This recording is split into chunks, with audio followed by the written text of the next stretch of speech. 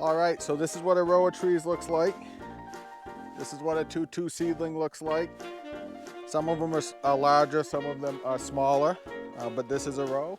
They go all the way back to the white flag you see way down there. 200 feet long, 7 feet wide, and that's that. So planting these things is pretty easy.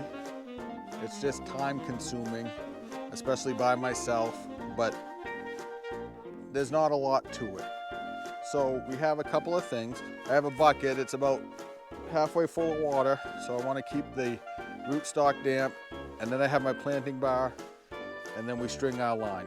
Now if you remember, this is the line I made in the other video about layout. Every 5 feet I have a black mark on this. I'll start with the bar up here, and then we'll go every 5 feet. Now over here I have another string. One of the things that I've discovered is that sometimes the black marks don't line up. So really what I do is I use this as my main line, and then I just step over, mark the line there, kind of eyeball it, and put one in the ground. What I'll end up doing is I'll probably do like 25 to 30 dibbles with the planting bar, go back, drop the seedlings in, and then go back, grab the bar, and then close the holes up. Okay, so the first thing we do is we take our planting bar and just put a hole in the ground. I open it up, and then I'll show you how I do this, and like I said, I'll run the line, but I'll demonstrate planting one. I take my roots, see how long this rootstock is, so something like this, I'll just break off, and then we got to get the roots all in the ground.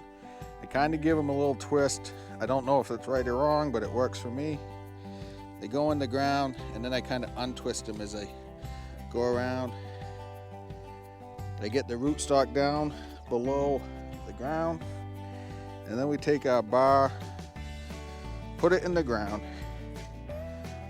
Down we go. I pinch that hole shut. So here's our mark. In the ground. Open that open.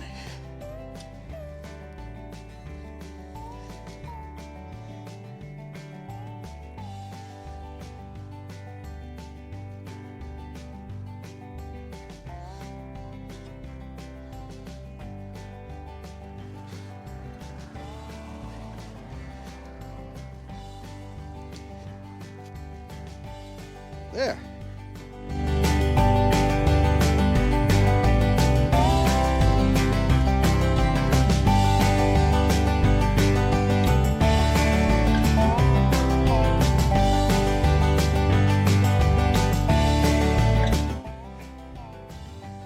So a couple of hours have passed, and I'm down to my last 2 rows on this block.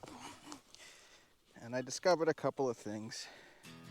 One, I think it's easier, or maybe not easier, but faster, to just blow out the holes all the way down and all the way back. Then put the trees in, and then go back and finish putting the dibbles into the dibbles. And then go back and close the dibbles up.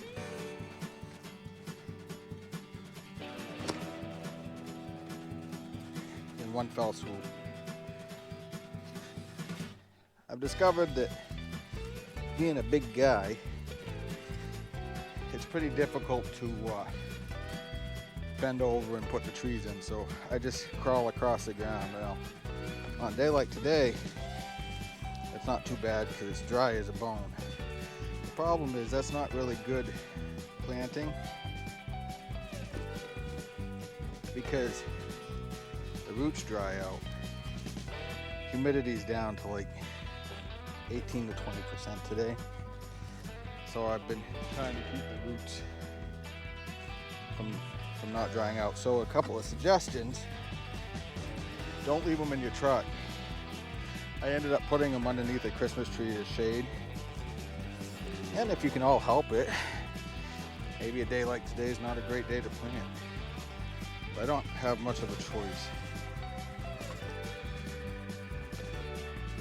Because I gotta go to work.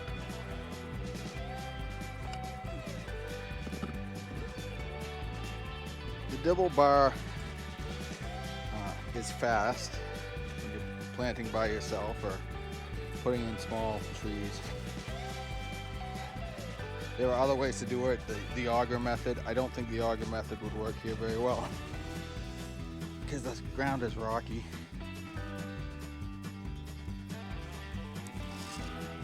But it might.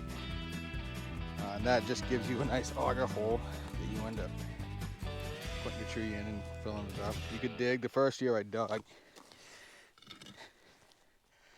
So yeah, that's kind of that. Well, we'll get these dibbled in, and then we're gonna call it a day. So that's 13 rows of 40 trees per row, which, if I've done my math in my brain right, so we got 520 trees in here. It's important to get that good dirt to dirt contact on the roots. That's where the magic happens, right? And those roots go searching for nutrients. It's important not to make sure they hook up and your roots get stuck outside the hole, because there's no good nutrients in the air and then the roots just dry out. So that's important. Now undoubtedly some of these are what would have been extras, so to speak. I don't think Downey, I think they just put their count in, and I could be wrong, and Downey, if you're listening, let me know if you're right or wrong. I don't think it's a good, bad thing, but I think when they put their trees in, they don't bother. It's fine by me. I mean, it's extra trees, but they don't bother taking the the cull trees out, the cull seedlings, so to speak. I'm sure with the amount of work and the amount of trees that they have to get out, that's a lot of extra, and they're not paying for them, so it's not a big deal. So undoubtedly, I think some of these smaller ones might have been those, but the rootstocks all look good, and they're all alive and everything, so they're gonna grow. So yeah, so that's that. So I hope this helps with your